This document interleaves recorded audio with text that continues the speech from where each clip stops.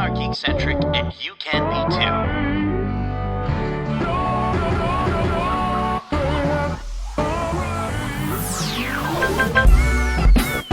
Love ya.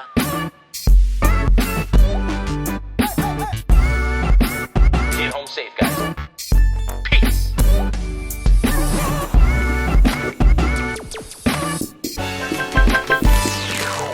Hey there, geeks. My name is Nate, and welcome to the Geekcentric podcast, and welcome to yet another very special Behind the Geeks episode for Pixar's Inside Out 2.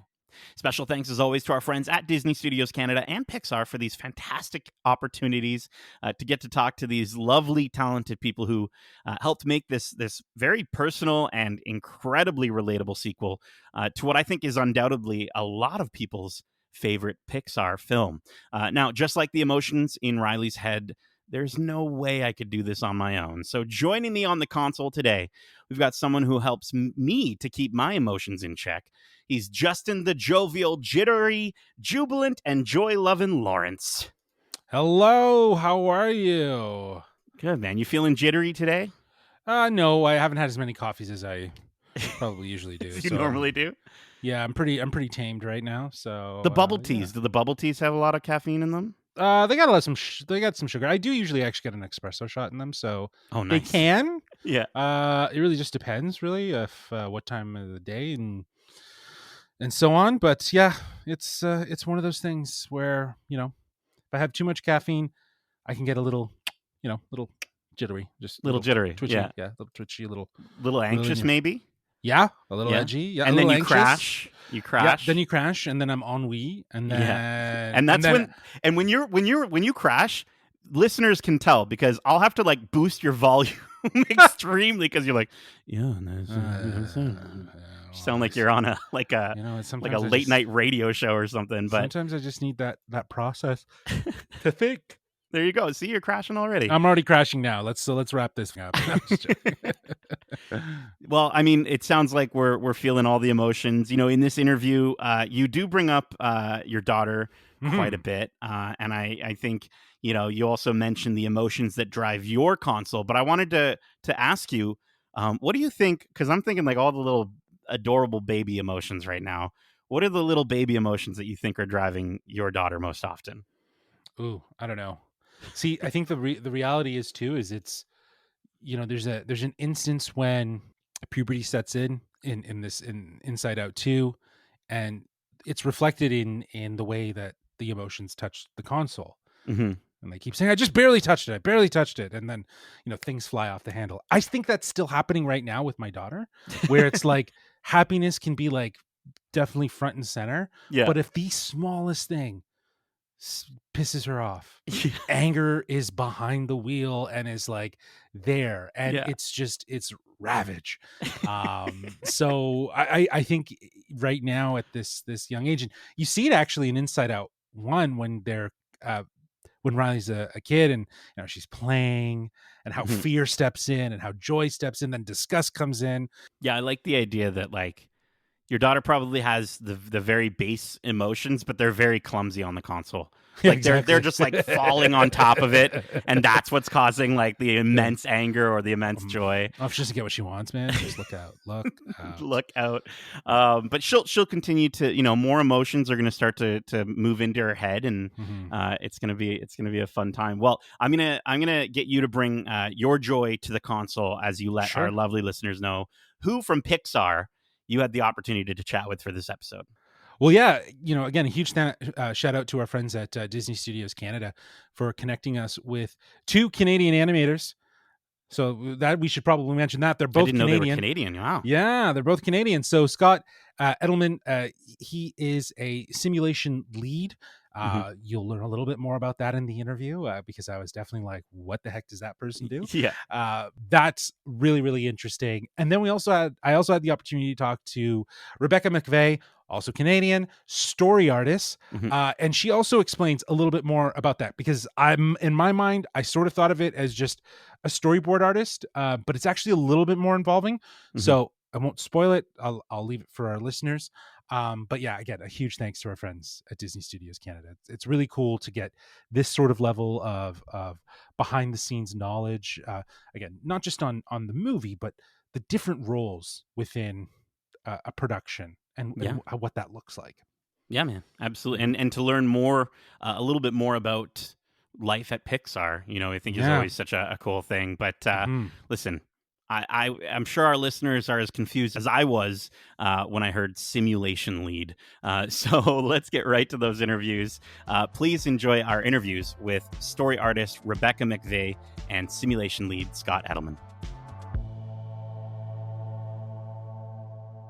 Hey, Rebecca, how are you? I'm great. How are you? I'm doing great. Thank you so much for joining us on the Geekcentric podcast. I'm excited to chat with you and learn a little more insight around your role and what you do at Pixar. And kind of want to actually just start there. You're credited as story artist, and I'd love to know a little bit more about that, but almost in a fun way. There's always that motif of understanding your friends and your family think you do one thing. And versus what you actually do. So what do your friends and family think you do versus what you actually do? And how would you describe what you do? My friends and family mostly still live in Canada, so I think they imagine that I sit outside in the California sun and don't do anything all day. That seems to be my impression of what they think my job is. Okay. And as a story artist, what is that role? What does that role actually look like? So a story artist's job is to take the first visual swing at the movie. So in practical terms, what that means is I'll get a script page or several script pages from the director and the writer of the movie. And then I will kind of disappear into a dark office for several days and just do hundreds and hundreds of these very rough sketches where I sort of visualize like, okay, this is what this movie is going to look like. These are the shots we're going to use. This is the flow of the scene. The very first pass at the performance choices, that kind of thing. And then I do all that work, and then I come back like a week or two later, and I pitch that back to the director. And my goal is to say, this is what it could look like. If we put in all the time and effort to animate this fully, it could be this. So yeah, and then I do that on loop for 3 years. So it's basically creating like a visualization of what the movie would actually be. I guess it's a little bit more than just storyboarding. Or is it more or less kind of, it is, okay. So then there's more layers to it. There's more, I think, more definitive like sort of choices that are made, I imagine, in terms of like camera angles and or choices of how it would visually look. That's really amazing. How did you find yourself in this role? Was there experience outside? Was there any inspirations or movies that might have inspired you to want to get into this field of animation and story artists? I'm one of those people who, as a child, I watched the making of documentaries for Pixar movies more than I watched the films themselves. I was so, just at an early age, fascinated by watching people, the videos of like the filmmakers here just like zipping around the studio on scooters and like going to animation and giving notes on things. And I was like, I will do anything to be a part of that world. I need to get there. And I already had a love of drawing and storytelling. So without really knowing that I would end up in this role exactly, I did just know that I wanted to be involved in animation. That's awesome. That's fantastic. Because, it's a medium that is becoming more than just a genre, right? It's really broadening. And obviously with a studio like Pixar that is so innovative and so they're so forward thinking in terms of like the storytelling and the marriage between storytelling and animation. It seems like it would be a great fit for yourself to kind of be creative. And speaking of Pixar, was there any particular movies that you were really like you're always really drawn to that really spoke to you?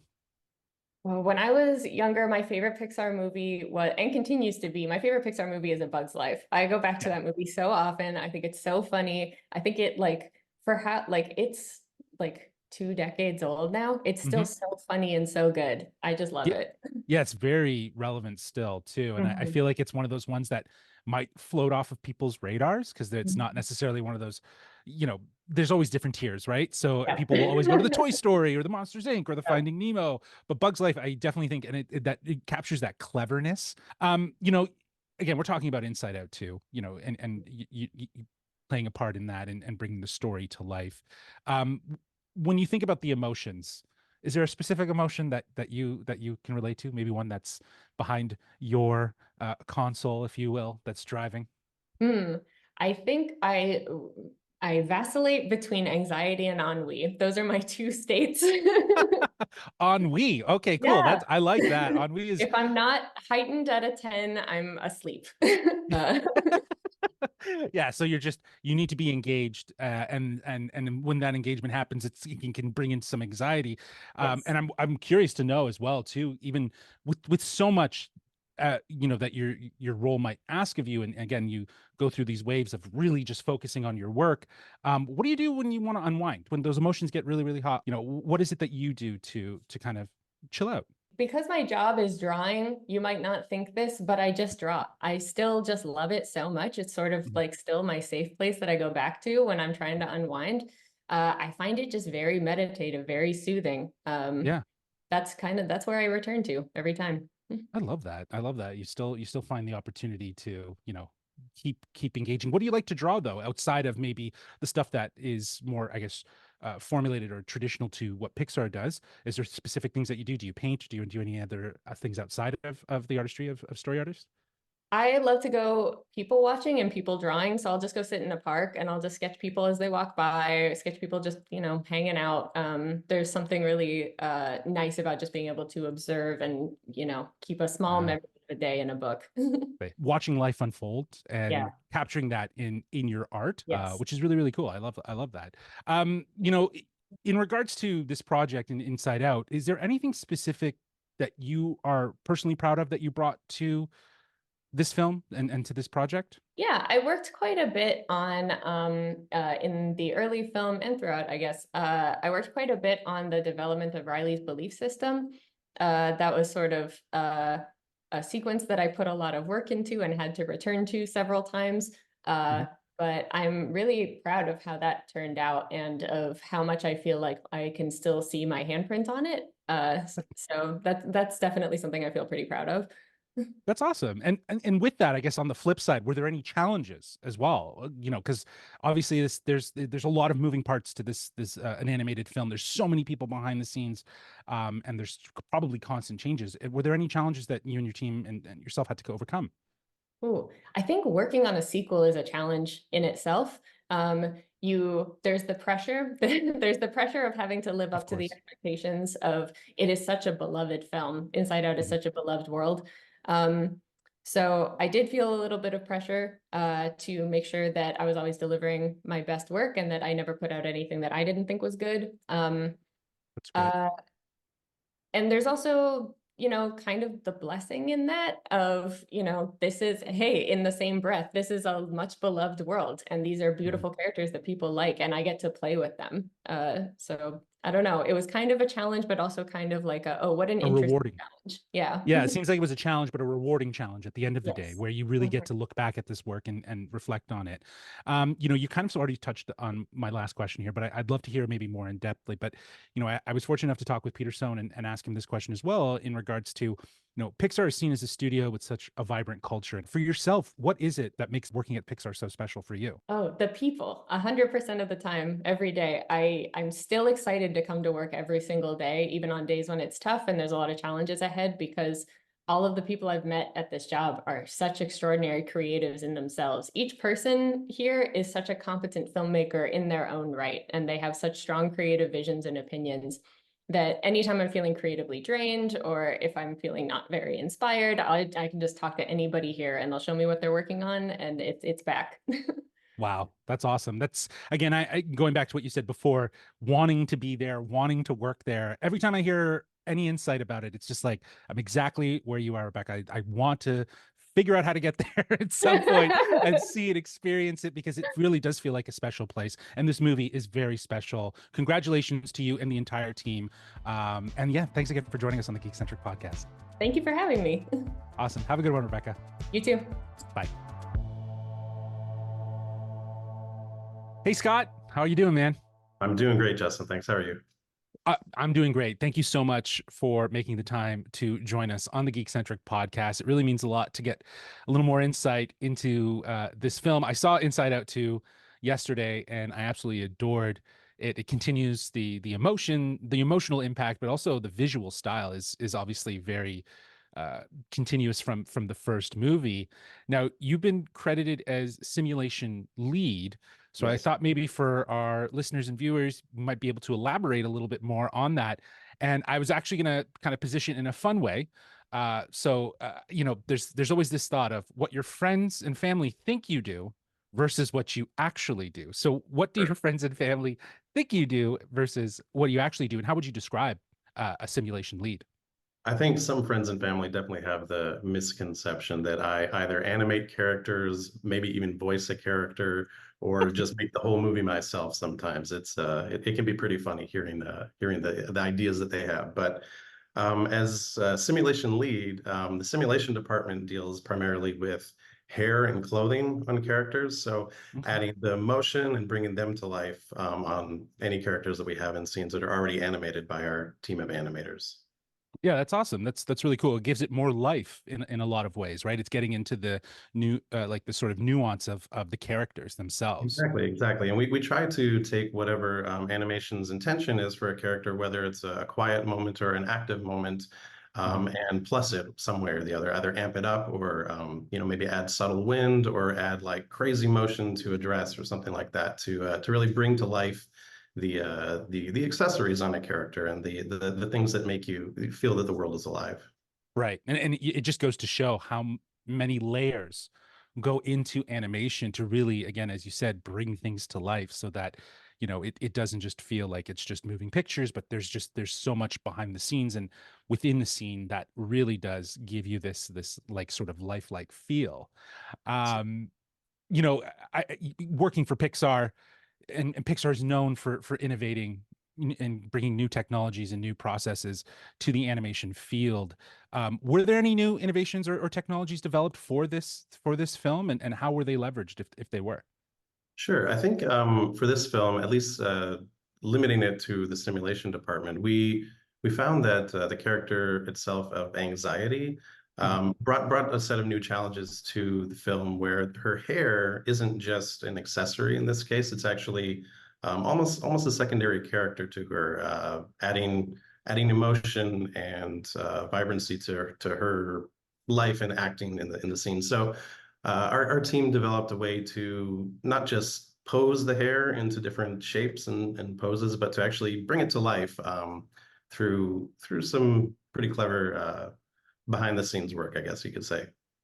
Yeah, I remember when Peter Sohn and the team had come to Toronto to talk about even Elemental, and just the idea of the effort that the team puts into kind of imagining specific elements and how they react, and how they move. So it brought me, that's what brought up the question of, every Pixar movie feels like it's really pushing the boundaries. Even though we might be familiar with this world, it does feel like there's some new elements and emotions at play that really do kind of bring new technologies and new ideas to the table. Sure, sure. And I think when you're comparing it to something like the original Inside Out, which, as Mhm. you mentioned, this film does look visually similar, technology has advanced quite a bit since the first movie. Right. And as much as it might seem easy to just replicate what we did, 9 years ago, technology has changed so much that we need to almost invent new technologies to do things an old way.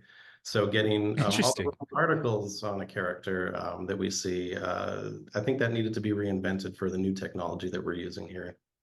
Well, that actually brings up a question that I had that is sort of like a bonus question, but I think it's perfect to actually ask here.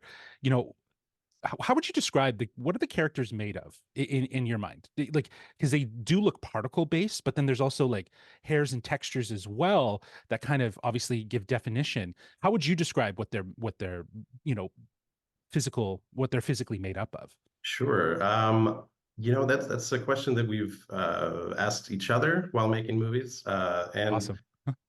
I think that the best way we could describe it is they're made of your own imagination. They're composed of light. They're composed of your feelings. They're composed of whatever you have as an internal idea of what maybe your anger is represented by, or your joy, or even maybe just your own fashion sense, depending on Mhm.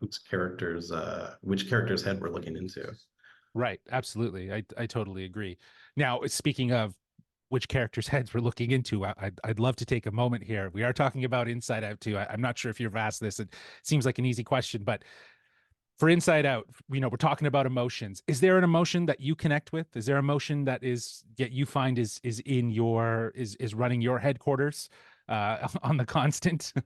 Yeah, well, I mean, I love anger. I love his animation. I love the way he reacts to everything. But I wouldn't say he's driving my console personally. I can For relate sure. to some of the things he thinks. But I think my console is a mixture of joy and anxiety a lot of the time. I think that I can overthink things and find joy when things work out. Yeah, absolutely. I feel the same way. I feel like even in this movie, as it talks about these two new, joy in relation to anxiety, in the previous movie with sadness and joy, you really do see that there's such a relationship between the two, and that there's a constant shift, right? Like, now I'm a father now, and so I feel like I'm anxiety is constantly driving my head console. So I can relate to some of those moments as well. You, being with Pixar, I'm sure you've seen a lot, and you've been a part of a variety of different teams. Is there a specific Pixar film that you have really connected with, that is sort of like a driving force for yourself in terms of like the imagination, the creativity, and everything that exists in that? Sure. I think, going back to the original Toy Story, that was something that when it came out, it blew my mind. And Hmm. the idea that you could make something that looks so good and tell such a strong, powerful story is just something that stuck with me. And it's one of the movies that really made me decide that maybe I could get into this. Maybe I could help make stories like this that impact people and make them say, "Wow, I can't believe you could bring that to the screen." That's awesome. That's fantastic. Um, you obviously, there's so much that goes into production. It can be sometimes a crazy schedule, crazy day. For yourself, what do you do to kind of bring yourself back to a sense of norm and simplicity when things get really hectic, and maybe all the emotions you're feeling during a project or on a specific day? Sure. Yeah. I mean, it can absolutely get busy and hectic during the project. I think the best way for me to unwind is just to connect with friends and family, just to have something that's not connected to work, people who know me, who can, even if I'm, on a level 10 of anxiety, that they talk to me and they understand me, and we can just have a good time regardless of anything that I might be feeling, or they might be feeling. Just an understood acceptance of each other and winding down in that way.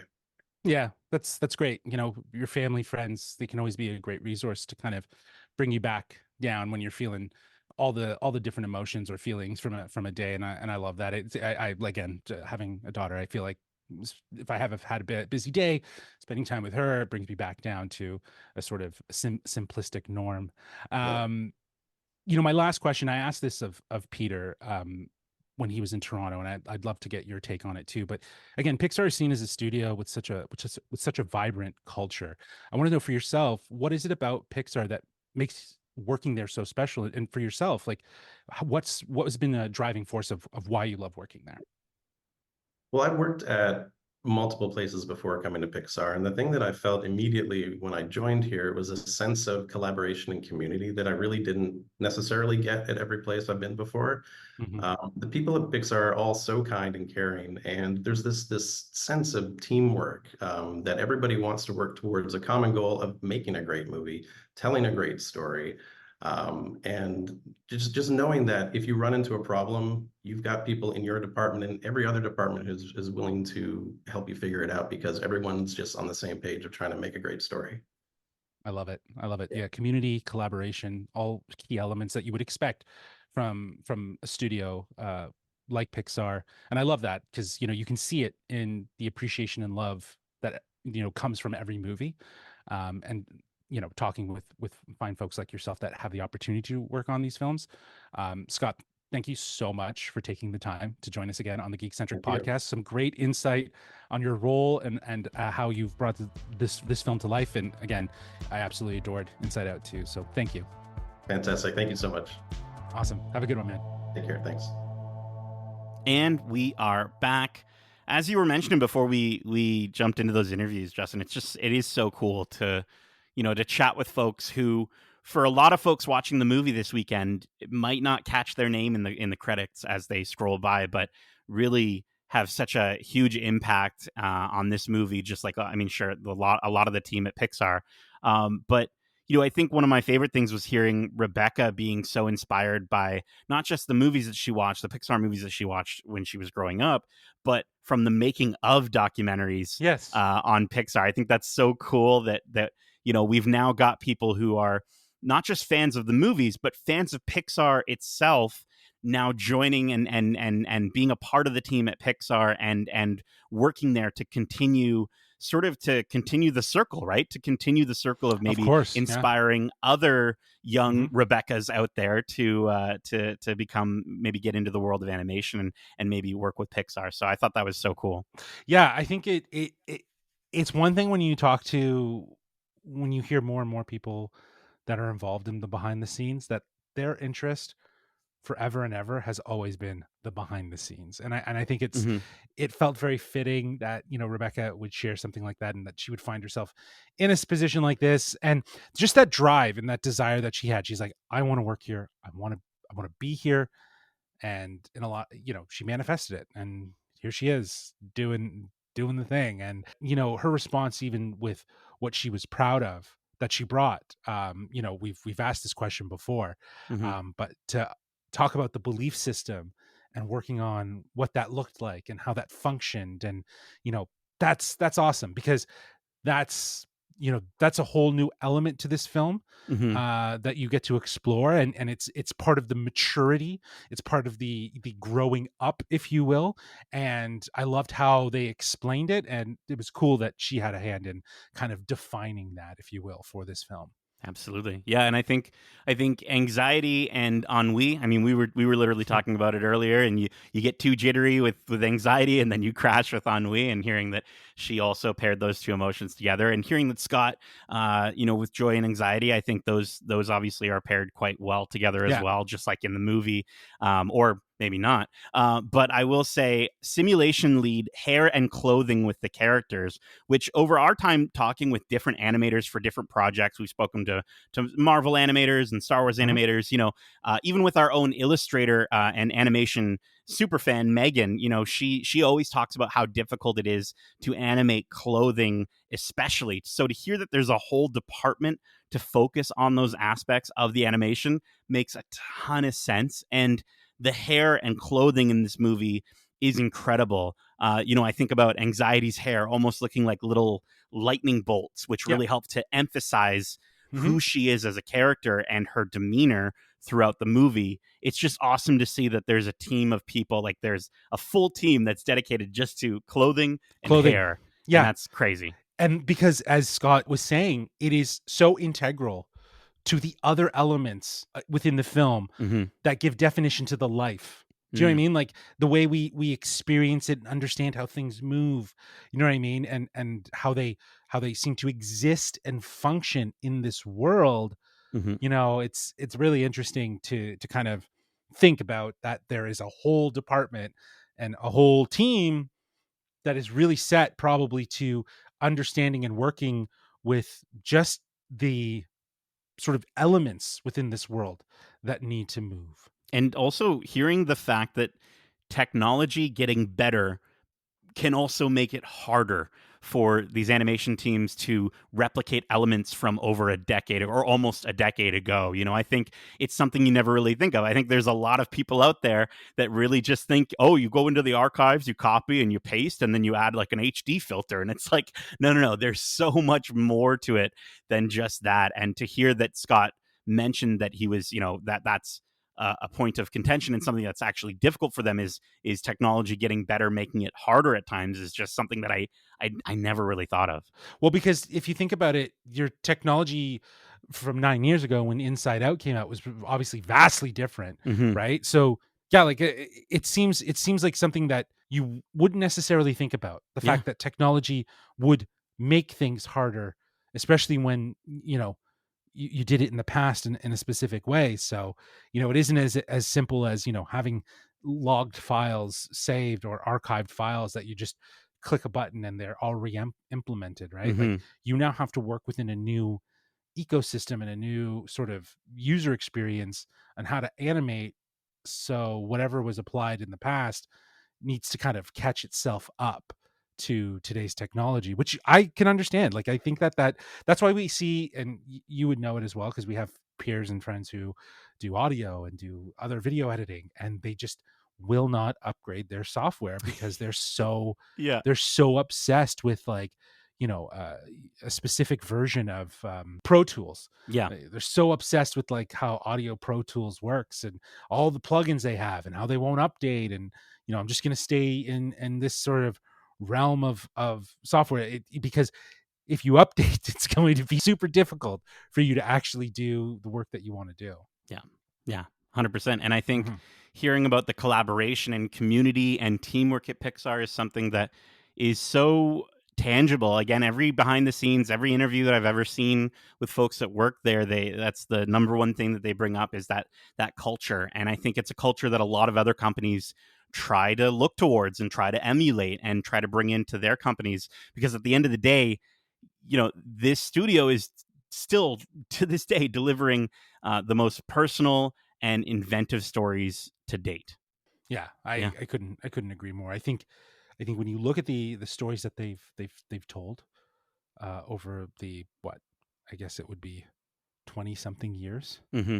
right, of storytelling that the studio has been doing since Toy Story 1, and you think about how personal each story is, how inventive, how internal at times too. And I don't just mean it because we're talking about Inside Out, but I just mean, like, there's such an internal element to each of these the films that the characters have to overcome, that Mm-hmm. feels so relatable to us and audience members, that we can just connect to and gravitate towards, whether it be loss, whether it be overcoming a fear, or whether it be anything. And I think that all has to come from a culture and environment that allows for that discussion to happen, for those conversations to happen, to be honest, and to be entirely arms open to any idea that is presented. Yeah, to your point, it's one of the reasons why I was saying that, it's like I've always wanted to just go there and experience it, and just, like, not necessarily work there, because I feel like if you work there, it definitely changes the dynamic. Sure, I'd love to work there, but even just to be a fly on the wall, just to Yeah. like, a tour one day, exist. Justin. Yeah, maybe one day. it'll I know they happen. don't do tours anymore, but, like, I think They do for the right people. We could figure it out. We can figure it out. But listen, we have our spoiler-free review for Inside Out 2 out right now. Darcy and I really break down why this movie is so special, and clearly so is the team at Pixar. They're such a special group, and I can't wait to see what they do next with, an Inside Out series that was talked about, as well as Elio. Next year. It's such a great time to be a fan of animation, and it just seems to be getting better and better. But that is it for this special Behind the Geeks episode for Pixar's Inside Out 2. We hope you enjoyed it. And if you did, make sure to subscribe to us wherever you like to listen to podcasts, if you haven't already. And if you want to write into the show with your thoughts on this movie or any of the shows or movies we cover, well, you don't have to let confusion drive your console. Instead, Justin, can you let the lovely emotional humans know what tube they can use to reach us here on Geekcentric Island? Well, they can reach us at wearegeekcentric@gmail.com. That's wearegeekcentric@gmail.com. Or they can reach out to us on the app formerly known as Twitter, called X, @GeekcentricYT, or on Instagram @wearegeekcentric. Just be careful on X. You might get a lot of anger might take over your console when you go on when you go on X these days. So just be aware of that. But you can also join us on Discord using the link in our description. We can talk about this movie. We'd love to talk about your favorite Pixar movies, so definitely join us there. Keep in mind, we have a ton of other great episodes covering the latest in movies and TV shows, including our recent spoiler-free reviews for Inside Out 2, House of the Dragon Season 2, The Boys Season 4, Kingdom of the Planet of the Apes, Doctor Who, and Star Wars Tales of the Empire. We also have our weekly watch club currently for Star Wars The Acolyte, where we break down in full spoilers our thoughts on each episode as they debut on Disney+. So go check out those episodes if you're currently watching the show and you want to continue, experiencing it with us.